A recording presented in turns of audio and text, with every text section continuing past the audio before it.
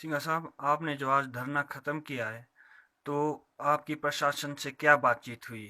आप देखिए, पिछले कल से लगातार वहां पर धरना लगाया था।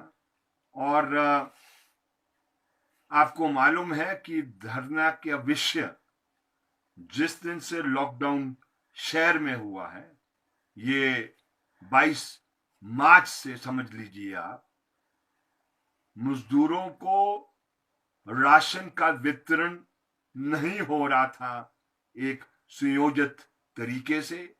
हालांकि बहुत सी एनजीओ इस शहर में वो रात दिन लगी हुई थी इस कार्य में, लेकिन किसी भी एनजीओ की ऐसी क्षमता नहीं है जिसका लगातार वो इस राशन का वितरण मजदूरों को या जो जरूरतमंद है उसको देने में सक्षम है। ये उनको हम मुबारकबाद देना चाहते हैं, जो ने काम किया है, शाबाशी देना चाहते हैं। लेकिन बुनियादी बात क्या है? यह राज्य की जिम्मेवारी है। जीने का अधिकार संविधान में आर्टिकल 21 में दिया है, और ये सिर्फ नागरिक के सिटीजन के लिए नहीं है। ये तो सिटीजन के अलावा जो भी इस देश में रहने वाला है वो उसको जीने का अधिकार है। इसीलिए ये सरकार और सरकार के तंत्र की जिम्मेवारी बनती थी। जब ये लॉकडाउन सरकार ने घोषणा की है तो उसकी जिम्मेवारी बनती थी कोई भी मजदूर भूखा ना जाए।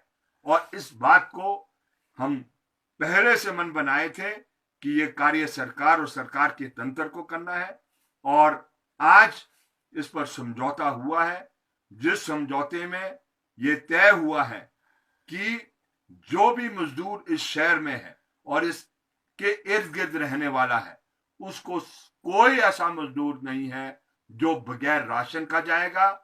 ऐसे मजदूरों को चिन्हित किया जाएगा और चिन्हित कर कर उसकी वेरिफिकेशन ये विभाग द्वारा की जाएगी और ये राशन उनको दिया जाएगा। इस आश्वासन पर जो बैठक जिलाधीश महोदय द्वारा बुलाई गई थी, उस मीटिंग में यह फैसला हुआ।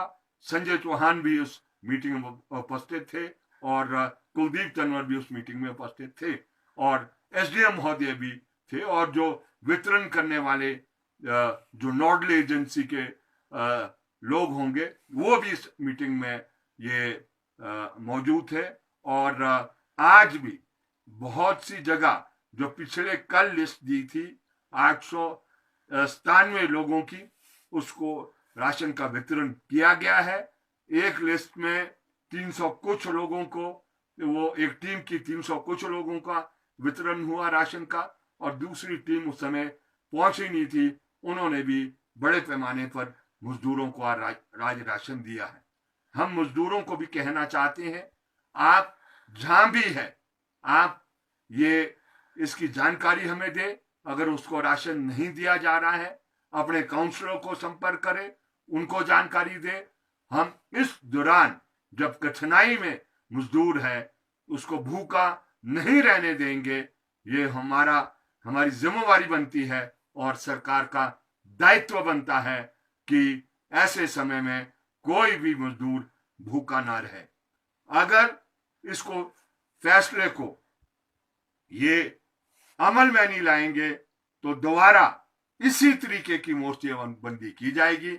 लेकिन हम समझते हैं कि सरकार और सरकार का तंत्र इस बात को समझ चुका है कि इस तरीके से मजदूर को भूखा नहीं रखा जा सकता है, और यह भी समझते हैं कि अगर ऐसा होगा तो ये मोर्चाबंदी दोबारा भी की जाएगी।